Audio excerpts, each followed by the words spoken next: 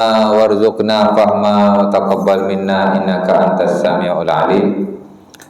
Falakal hamdu ya rabbal alamin. Syukur kepada Allah Subhanahu wa taala kerana pada malam ini dapat sama-sama kita berkumpul untuk kita sambunglah kuliah kita yang telah kita tinggalkan pada bulan yang lepas. Pada awal bulan hari itu ya. Saya kejap kuat ni. Mic dah baru. Mic tak cukup power ni. Dia volume dia ada naik turun. Sekejap saya nak tengok kat mana gitu.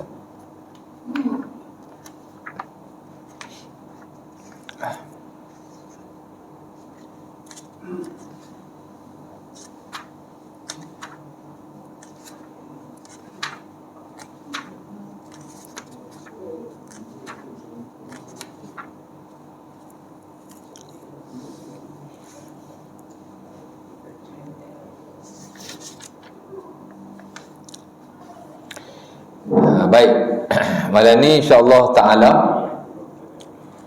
kita sambung pengajian kita berkenaan dengan tafsir surah Al-Baqarah.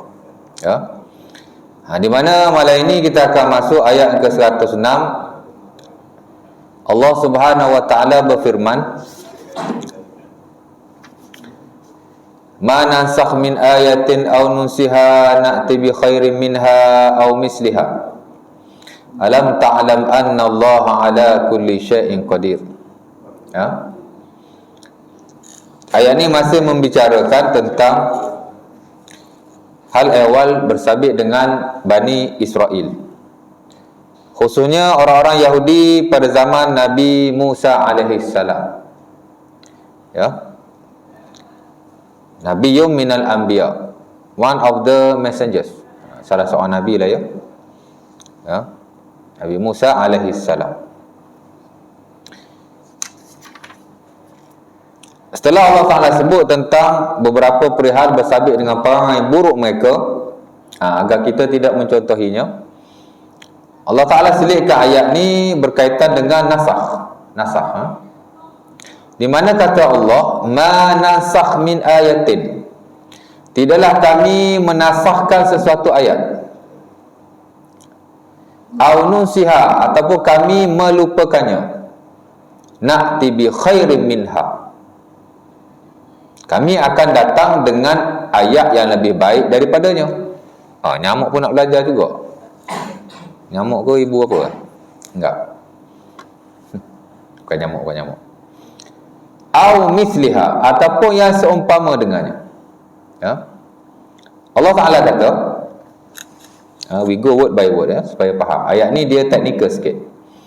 Apa-apa yang kami nasahkan daripada ayat Quran, ataupun kami melupakannya. Apa maksud nasah? Nasah ni ialah membatalkan sesuatu perkara kemudian digantikan dengan perkara yang lain. Itulah maksudnya ya. Umpama Allah Subhanahu wa taala secara umumnya menurunkan kitab yang terdahulu. Ya.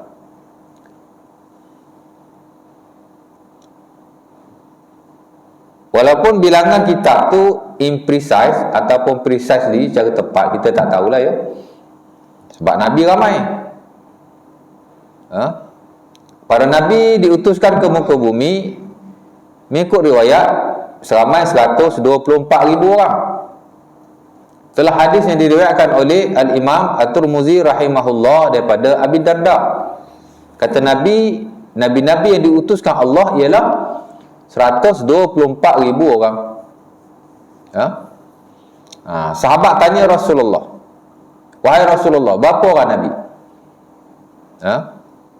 Ya Rasulullah, kam al-anbiya? Berapa orang Nabi? Nabi pun jawab,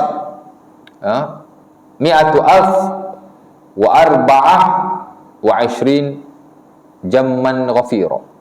124,000 orang. Agak ramai, kata Rasulullah SAW. Kemudian Nabi SAW ditanya lagi, wa kam minal mursalin? Berapa pula di kalangan nabi-nabi itu para rasul? Sebab ada Nabi dilantik sebagai Nabi, kemudian dilantik pula sebagai Rasul. Ya, macam Nabi kita Muhammad SAW. Masa Nabi berada di Gua Hira, Allah Ta'ala turun ayat, Iqra' bismi rabbikal ladzi khalaq. Bacalah dengan nama Tuhanmu yang menciptakan. Masa Nabi Gua Hira kan, surah Al-Alaq. Surah dan ayat yang pertama diturunkan kepada Rasulullah SAW ialah ketika baginda berada di Gua Hira. Itu lantikan sebagai Nabi. Pasal ayat mula-mula sekali turun kan. Jadi Nabi lah. Ya. Bila Allah Ta'ala nak melantik seseorang Nabi, Allah Ta'ala wahyukan kepadanya. First wahyu tu makna dia jadi Nabi lah. Kemudian Nabi terus berlari balik ke rumahnya. Balik-balik selimut. Allah Ta'ala turun pula ayat. Ya ayyuhal mudassir. Qum fa'anzir. Wa rabbaka fakabbir. Wa thiyabaka fatahhir.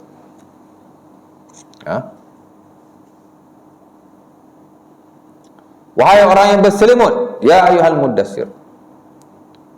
Kuat malam ni. Macam ramai sangat. Padahal tak ramai pun. Tak? Orang 1, 2, 3, 4, 5 6, 7, 8, 9, 10, 11, 12, 14 orang. Setia lah ni kot.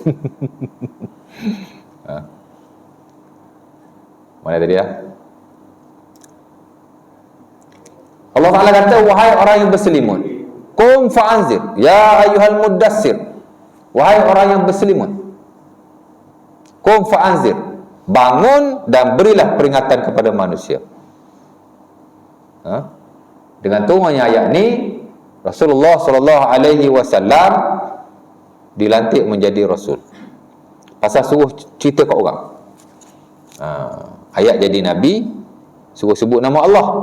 Ayat jadi Rasul, suruh cerita kat orang, sampaikan pada orang lain. Ya. Jadi begitulah perjalanan daripada Nabi at one moment dilantik pula sebagai Rasul, ya. Terpulanglah Allah Ta'ala nak lantik terus ke, Allah Ta'ala nak bagi ada gap, ada waktu tempoh masa tertentu ke, sekejap ke, lama ke, tak kisah. Jadi daripada Nabi jadi Rasul. Ada yang macam tu, ya. Ada Nabi saja hanya diwahyukan sebagai Nabi, kemudian tetapi tidak dilantik menjadi Rasul. Ada juga, ya. Jadi Nabi 124 orang. 124,000 orang. 124,000 orang.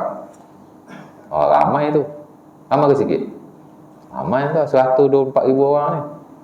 Ya. Di kalangan 124,000 orang ini, Rasul sebanyak 315 orang. Sebab itu Nabi ditanya, kam minal mursalin, berapa banyak Rasul? Ya. Kalau tadi Nabi, messengers. Ditanya pula prophet, Rasul. Mana di kalangan Nabi-Nabi ini, berapa ramai pula dilantik sebagai Rasul? Nabi pun jawab, 315 orang zaman Ghafira.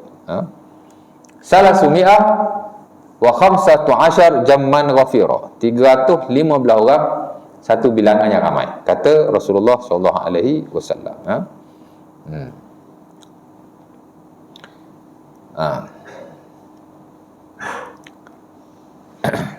Siapa ke sebut bilangan Nabi pula tu? Saya nak cerita apa tadi ya? Kitab tadi kan? Jadi Nabi ramai, Rasul pun ramai. Sudah pasti kitab yang diturunkan pun banyak, ya. Tapi kita tidak tahu berapa bilangannya. Dalam Quran Allah Ta'ala tak nyatakan bilangan Nabi dan Rasul, tapi dalam hadis diberitahu. Adapun kitab, berapa kebanyakkah bilangan dalam Quran tidak diberitahu. Dalam hadis-hadis Nabi SAW tidak dinyatakan. Macam Nabi tadi kita boleh bagi tahu, Nabi ada 124,000 orang, Rasul ada 315 orang. Ada hadisnya. Quran tak ada, ayatnya tak ada. Tapi bilangan kitab kita tidak tahu. Ya. Sebab itu beriman kepada kitab Allah ini ada dua perkara. Pertama, kita beriman secara am. Aku beriman dengan semua kitab-kitab yang Allah Ta'ala turunkan kepada para Nabi dan Rasulnya. Itu mesti. Ya. Secara umum lah ya. Kemudian secara khusus, aku beriman dengan nama-nama kitab yang disebut oleh Allah Ta'ala dalam Quran. Sebab dalam Quran ada disebutkan, tapi tidak banyak. Disebutkan kitab Taurat diturunkan kepada Nabi Musa. Wajib beriman in spesifik, secara khusus ya. Nabi Daud, kitab Zabur. Nabi Isa, kitab Injil. Kemudian Al-Quran lah ya, of course, Nabi Muhammad SAW. Ya. Kemudian ada dua lagi. Pertama disebut sebagai Suhuf Musa.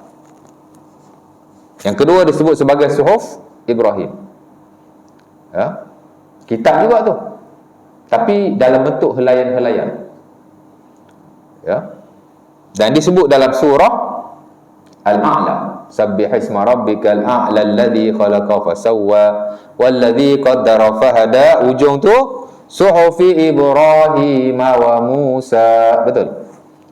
Suhuf yakni helaian-helaian ataupun lembaran-lembaran kitab yang diturunkan kepada Nabi Ibrahim dan Nabi Musa. Katanya helaian-helaian ini yang diturunkan kepada Nabi Musa ialah Taurat. Sebagian kata tidak. Kitab Taurat diturunkan kepada Nabi Musa, Suhuf Musa juga diturunkan kepada Nabi Musa. Kitab Taurat ni kitab seketul, Suhuf ialah helaian-helaian. Jadi dia ada dua lah Nabi Musa ni.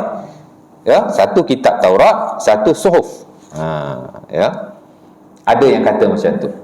Tapi sebagai ahli tafsir kata kitab Taurat, Nabi Musa hanya dapat satu kitab saja. Itulah kitab Taurat.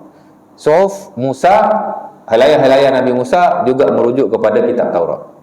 It is the same book, kata mereka. Ia adalah buku yang sama. Tak apalah ya, itu pendapat masing-masing. Kemudian Suhuf Ibrahim, Nabi Ibrahim tak disebutkan kitab yang diturunkan kepada beliau. Yang disebut ialah dia dapat suhuf ataupun helaian-helaian juga. Jadi ada 6 lah ya. Ada 4 kitab yang diturunkan kepada Nabi yang wajib kita beriman secara khusus, in spesifik.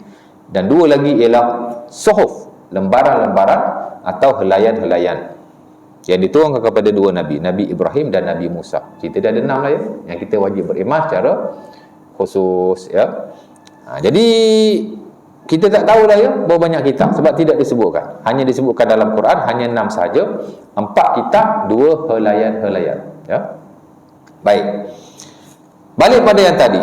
Kenapa Allah Subhanahu Wa Taala sebut tentang nasakh? Apa maksud nasakh?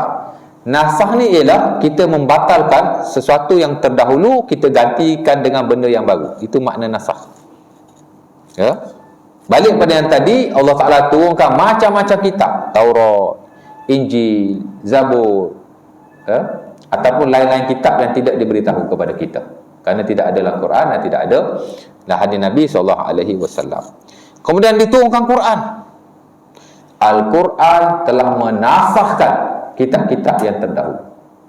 Itu maksud nasakh. Dia batalkan yang terdahulu, dia gantikan yang baru. Itulah maksud nasakh ya. Nampak? Kenapa Allah Subhanahu Wa Taala sebut tentang nasakh? Pertama, kerana orang Yahudi tidak percaya kepada Al-Quran yang diturunkan kepada Nabi Muhammad SAW. Of course lah dia tak percaya. Sebab kalau dia percaya, dia kena masuk Islam. Dia kena tinggalkan agama mereka yang terdahulu. Kan? Dan bukan satu benda yang mudah kepada seseorang ataupun sesuatu kaum untuk dia meninggalkan agama yang telah dia anuti. Bukan dia saja, tok nenek dia sejak ribuan tahun terdahulu. Agak sukar. Walaupun dia tahu Muhammad ialah manusia yang benar. Tahu, bukan tak tahu. Bahkan dalam Taurat ada disebut akan dilantik seorang Nabi di kalangan orang Arab. Tapi dia persembunyikan ayat tu dan dia ubah ayat tu. Tak nak bagi nampak dekat pengikut-pengikut mereka bahawa akan ada Nabi yang akan dilantik di kalangan orang Arab, yang akan menggantikan agama Nabi Musa. Dia ubah ayat tu. Ya? Di samping ayat yang lain banyak dia ubah kan. Salah satu ayat tentang Nabi je lah dia ubah. Ya? Tapi kalau dia tak ubah sekalipun, dia tak nak terima hakikat. Sebab apa? Sebab dia tak nak meninggalkan agama dia yang terdahulu. Susah tuan. Bukan kata nak tinggal satu agama, nak tinggal satu kepercayaan pun susah. Betul tak? Tak cakap orang Yahudi lah. Kalau kita sekalipun, mungkin ada satu pegangan atau kepercayaan yang kita pegang sejak daripada dulu. Mungkin kecil-kecil dulu, ya, mak bapak kita ke, siapa-siapa ke, duk ajar kat kita satu benda yang tidak betul. Kita pun pegang benda tu. Tiba-tiba bila dah besar belajar agama, kan? Baru tahu, tak betul benda ni. Setengah orang mungkin dia boleh menerimanya, tapi setengah orang tak boleh. Ya? Betul tak? Itu dipanggil taklidul aba. Maknanya benda yang datang daripada tok nenek kita ni, ada yang betul, ada yang tidak betul. Yang betul kita ikut, yang tak betul kita tak ikut. Ya? Samalah konteks ni pun. Orang-orang Yahudi tidak begitu. Pertama, dia tak beriman kepada Al-Quran yang diturunkan kepada Nabi Muhammad SAW. Yang keduanya, dia tidak percaya bahawa Nabi Muhammad SAW dan ajarannya, of course yang termuat dalam Al-Quran, telah menasahkan ajaran-ajaran mereka dan kitab-kitab yang mereka anuti. Dia tak percaya.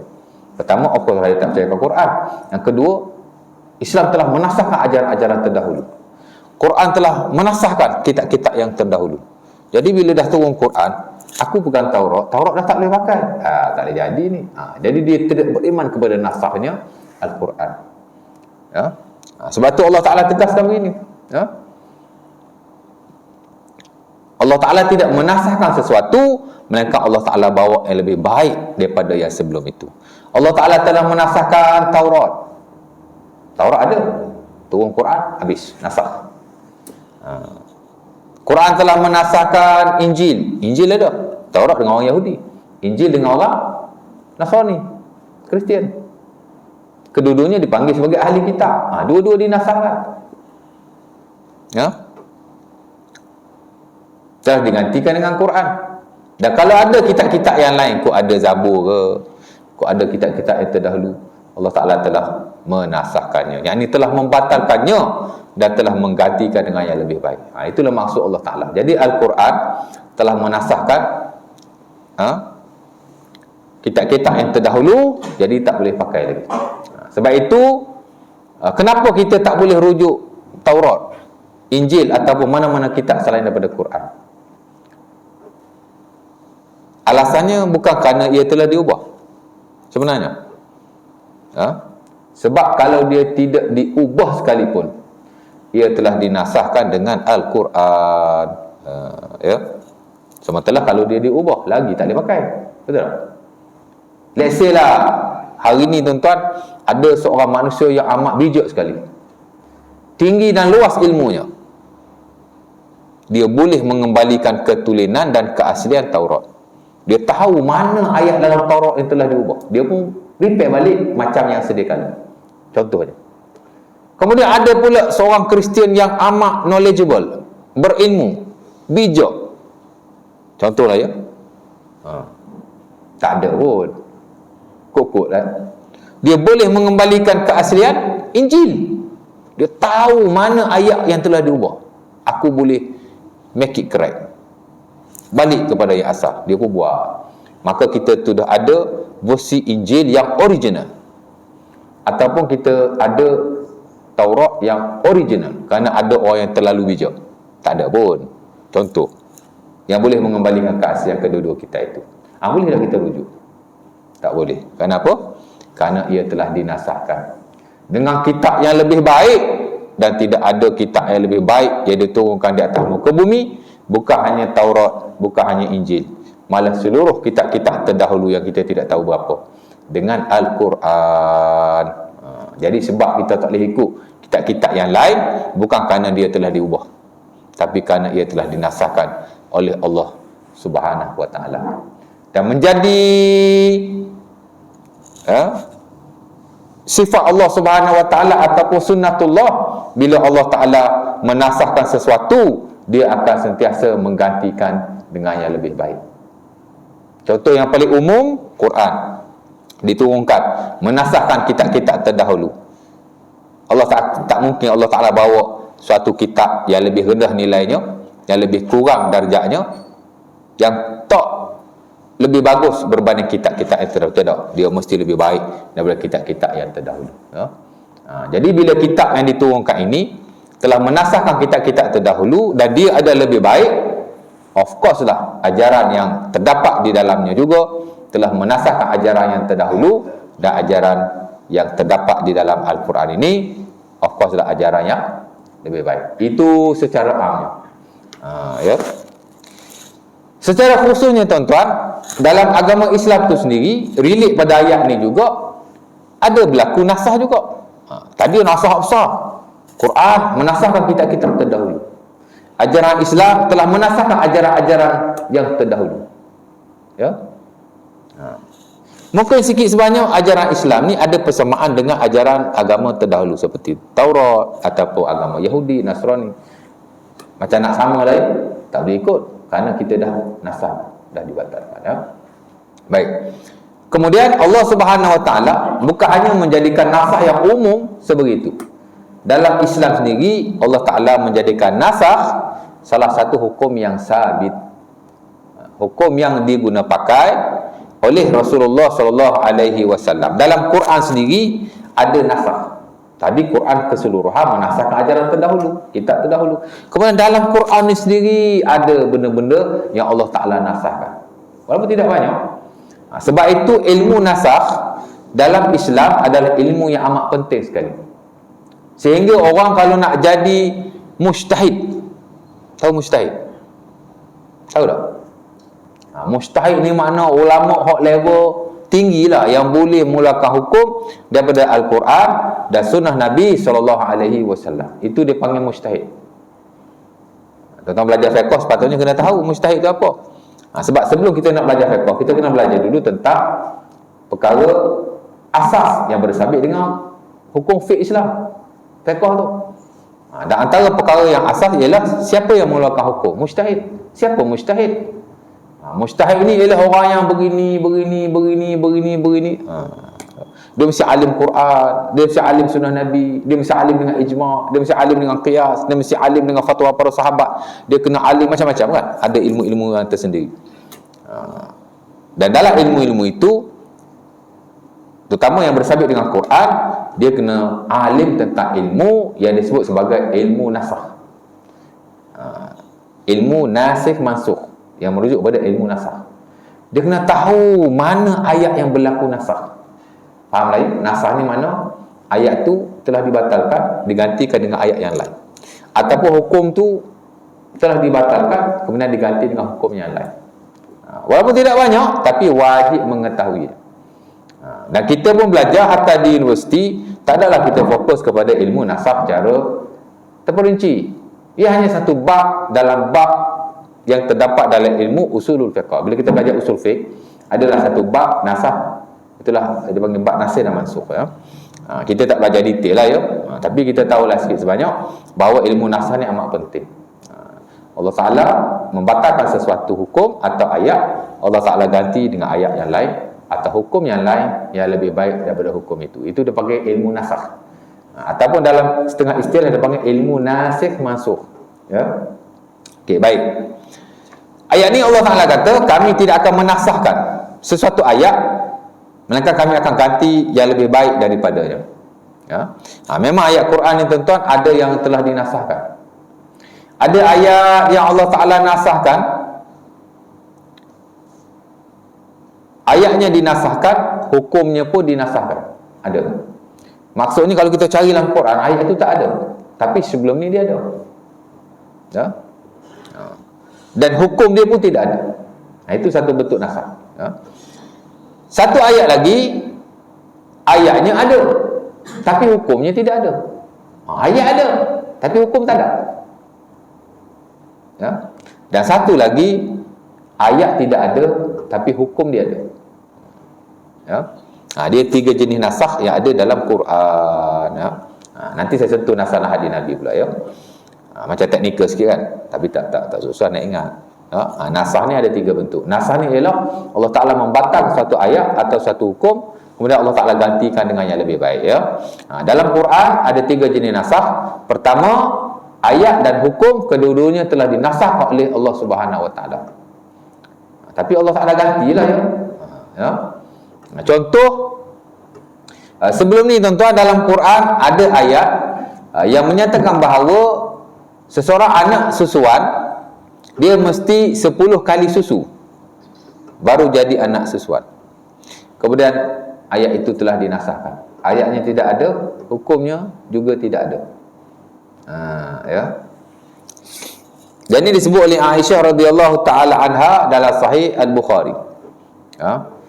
Di mana katanya dulu ada ayat Quran di mana Allah Taala memerintahkan supaya anak-anak yang disusukan untuk menjadikan dia anak susuan. Dia mesti disusu sebanyak 10 kali.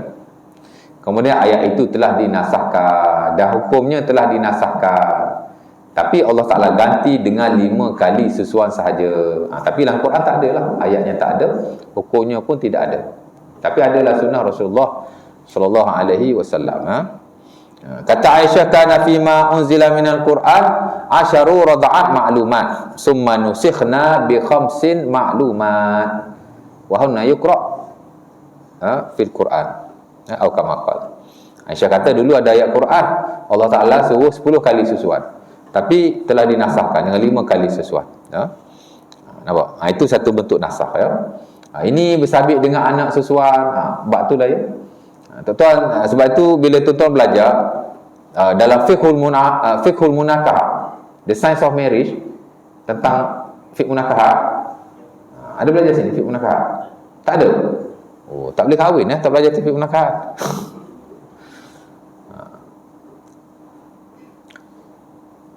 Patut kena ada satu subjek fiqh munakah.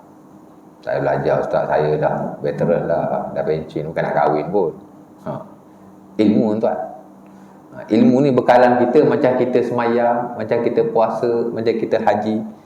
Bahkan di sisi sebagai ulama, ilmu lebih afdal daripada ibadah-ibadah khususiah yang kita lakukan. Ya, melihat kepada ayat-ayat Quran dan hadis Nabi SAW, ilmu tu sendiri adalah ibadah. Ilmu tu sendiri. Ya.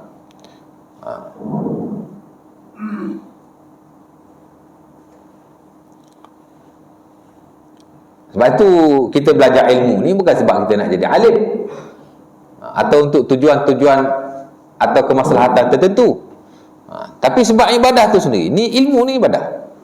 Saya belajar lah nak kahak kan, kita dah veteran tak nak kahwin lah, itulah ini, tak ada, boleh belajar sebagai ilmu ya.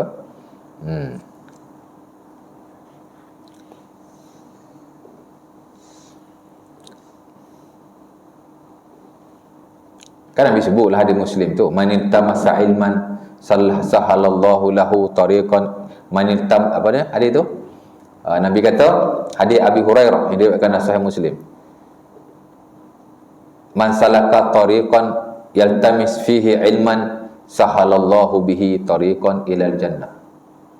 Siapa-siapa yang berjalan di sesuatu jalan kerana nak mencari ilmu, Allah Ta'ala akan mempermudahkan jalannya ke syurga. Ya. Jadi ilmu ni kita belajar memanglah sebab kita nak tahu. Dan ada tujuan-tujuan tertentu. Dan sebagian tujuan tu bersifat duniawi lah. Kita belajar menakah sebab kita nak kahwin, contohnya. Tapi other than that, dan saya kira lebih penting daripada itu, ilmu tu sendiri adalah ibadah. Dia ada nilai di sisi Allah Subhanahu Wa Ta'ala, termasuk di akhirat. Sebab itu Al-Imam Ibn Arabi rahimahullah dalam bukunya At-Tarajum, dia kata khairu amalil mar'i ilmuhu, sebaik-baik amal seseorang itu ialah ilmunya. Ilmu itu sendiri adalah amalan. Ya. Belajar tak salah tuan. Dan dia satu subjek yang penting juga ya. Dia panggil fiqh munakahat. Fiqh munakahat ni tuan-tuan ada 10 atau 11 bab sekurang-kurangnya. Daripada bab yang terawal, mukaddimah pernikahan, Mukadimah pernikahan ni belajar tentang hukum hakam melihat wanita, hukum hakam nak meminang. Hak tu hak paling basic. Hak mula-mula sekali, introduction to the science of marriage. Kita belajar pengenalan kepada ilmu pernikahan. Belajar tu dulu. Bab peminangan duduk di situ. Kan? Ya. Orang kita kalau nak pergi pinang anak, dia tinggal anak dia kat dalam kereta jauh-jauh. Yang masuk kat rumah tu mak bapak aje. Kan? Saya orang panggil suruh jadi tukang cakap. Banyak orang aja kawan-kawan saya suruh saya jadi tukang cakap. Saya ingat dah 6-7 tahun lepas pun memang dah ada kawan-kawan. Tapi tahun lepas ni jangan panggil saya pula suruh jadi tukang cakap. Kan?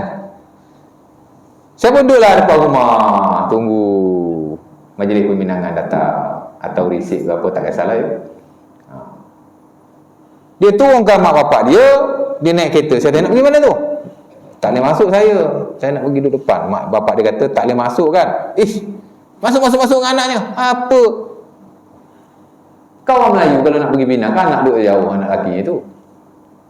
Kan? Sebenarnya yang disunatkan dalam hal peminangan ni yang masuk tu anak dia. Mak bapak dia pun tak masuk pun tak apa. Tapi mak bapak yang masuk, anak dia tinggalkan jauh-jauh. Tak apalah ustaz, anak saya dah tahu dah siapa yang dia nak tunang ni. Dia pun dah bawa pergi mana-mana dah. Itu adat tu, adat kita tu, betul tak? Adat kita kalau nak pergi pinang, anak lelaki dia tak bawa sekali. Dia bawa sekali, tapi tinggal duduk tepi jalan, duduk dalam kereta. Bawalah masuk sekali. Itu sunnah Rasulullah SAW. Nabi suruh bila kita pergi meminang, yang nak kahwin itu tengok perempuan itu. Waktu tu, bukan bapak dia yang tengok. Ya. Belajar bab peminangan ya. Lepas tu belajarlah bab syarat kahwin, rukun kahwin. Lepas tu belajar pula bab perceraian, belajar bab ilah, khulu', zihar. Macam-macam tuan. Tu penting-penting tu. Ya. Kita kadang-kadang lama je kahwin berpuluh tahun, buat cerai pun tak tahu. Ya tak?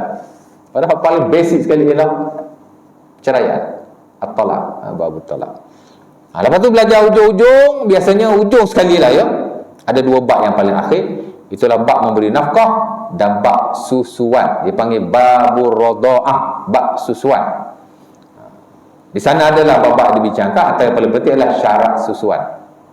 Ya, syarat susuan ada beberapa syarat. Antaranya ialah anak tu mesti disusukan di bawah umur 2 tahun. Adalah ayat Quran tu Allah Taala kata wa ulatil apa?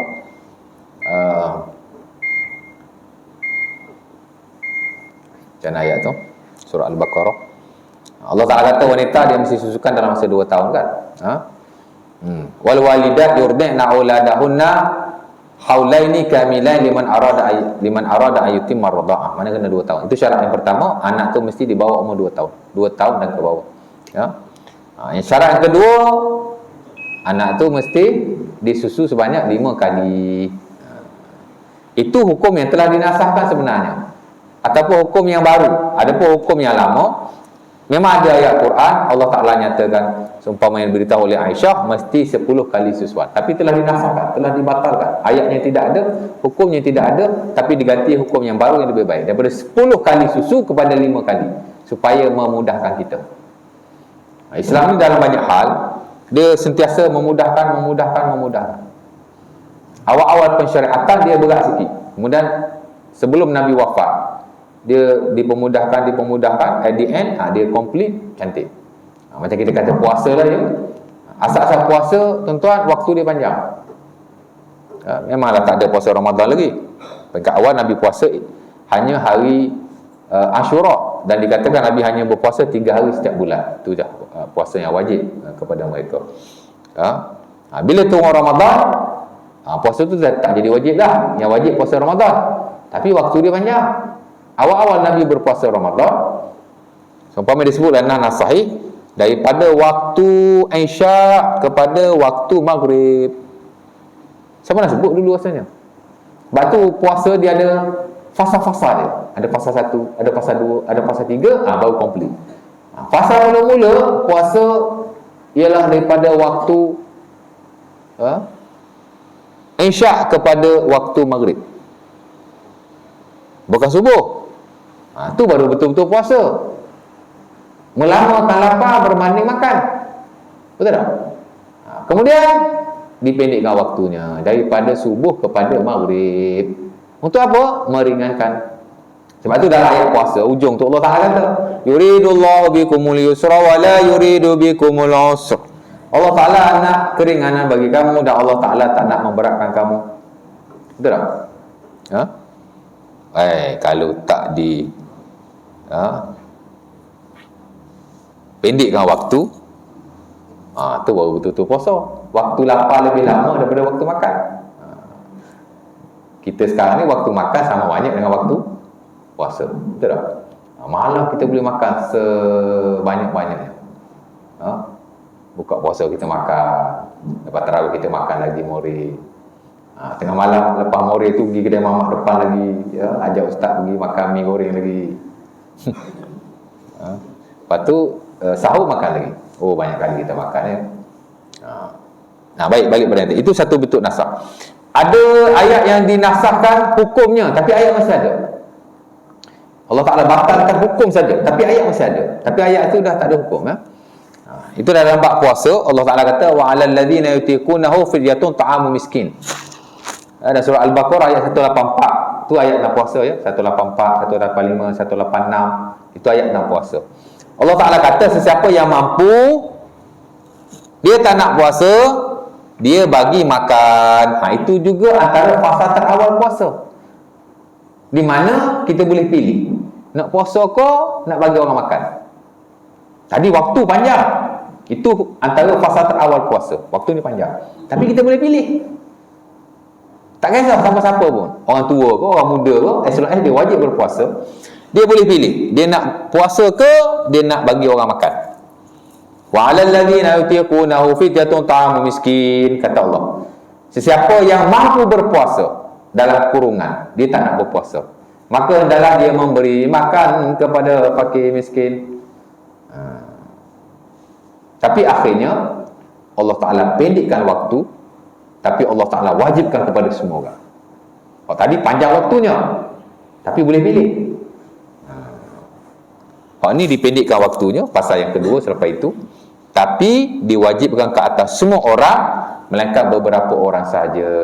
Orang yang sakit tidak boleh berpuasa, orang yang bermusafir, orang yang mengandung atau menyusukan anak, dan orang-orang tua yang tak mampu berpuasa baru boleh tinggal puasa. Ya. Ataupun keuzuran-keuzuran yang lain. Orang kerja berat sepanjang tahun boleh tinggalkan puasa, tapi dia kena ganti. Kalau tak boleh ganti juga, baru dia bayar fidyah ya. Itu satu bentuk. Ayatnya ada, tapi hukumnya tidak ada. Ya. Dan satu jenis ayat lagi juga, ayatnya tidak ada, tapi hukumnya macam mana?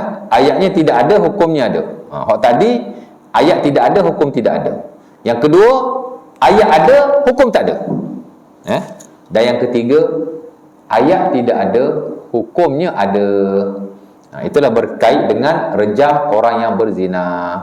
Dulu-dulu ada ayat Quran, tak tahulah surah mana, tapi ada disebut oleh Umar Al-Khattab dalam Sahih Al-Bukhari dan Muslim.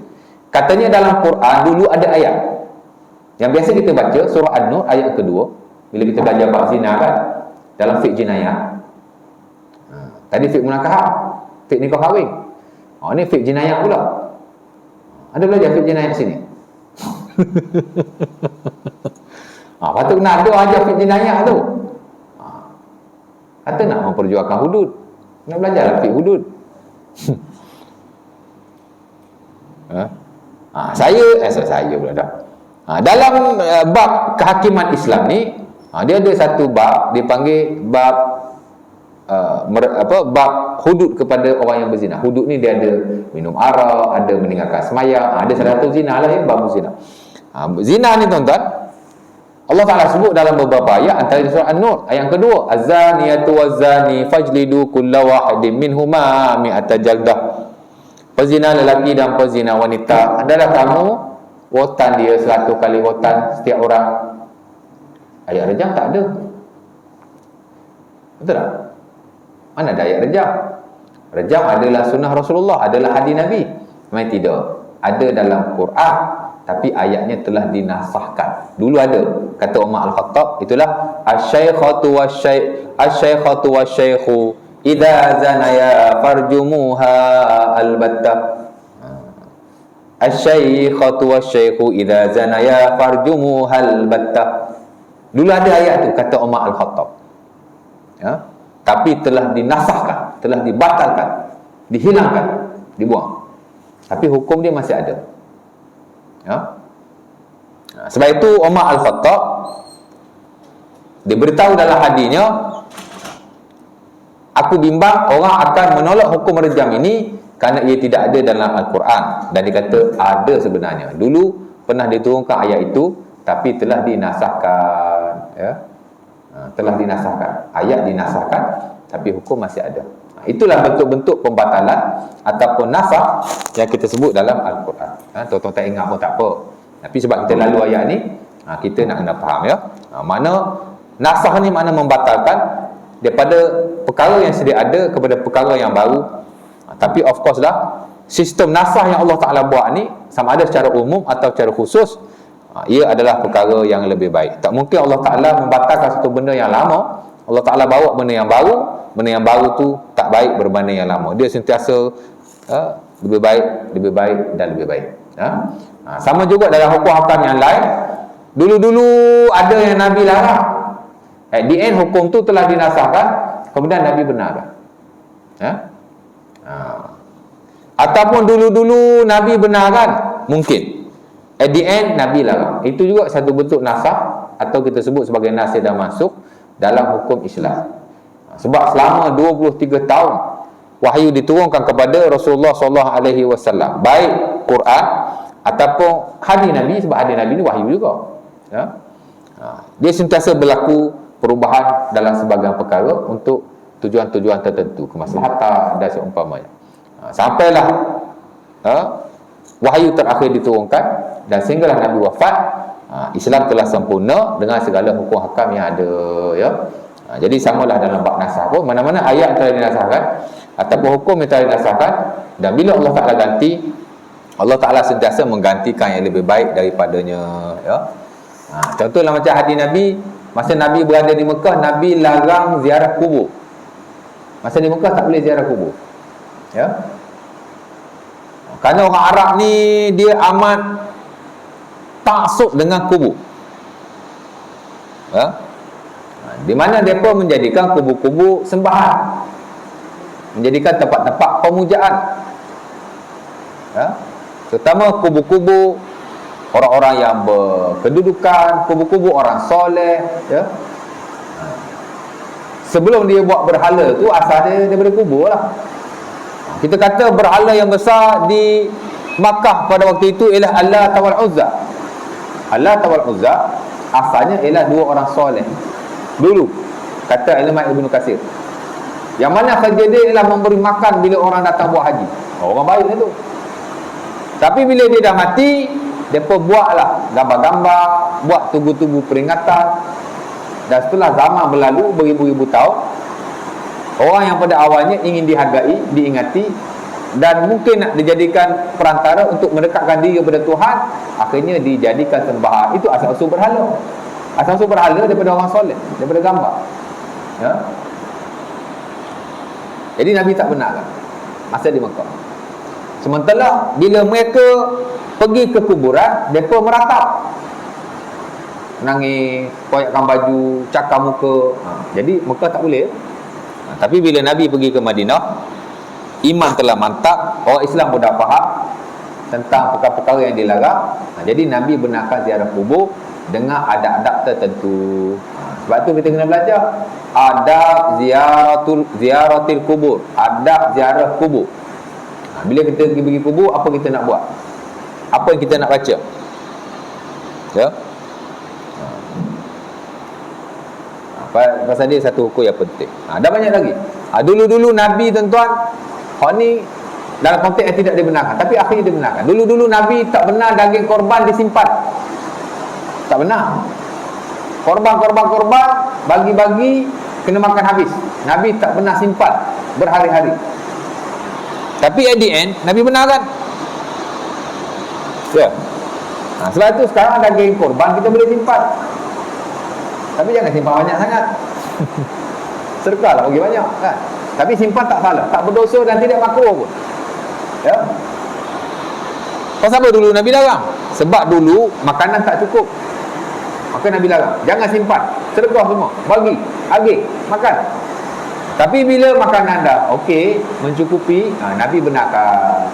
Nabi kata kulu wa tasaddaqu wadakhiru.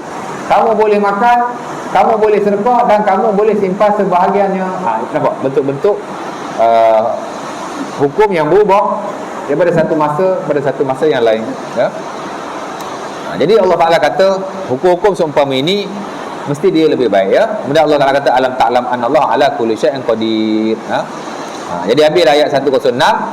Allah Taala sebut tentang nasakh. Jadi saya sebutlah nasakh secara am dan secara khusus. Mudah-mudahan kita memahaminya, ya. Insya-Allah taala. Hujan pun dah lebat. Ada tanya apa-apa? Ada soalan? Bukan boleh balik pun. Ada soalan lagi?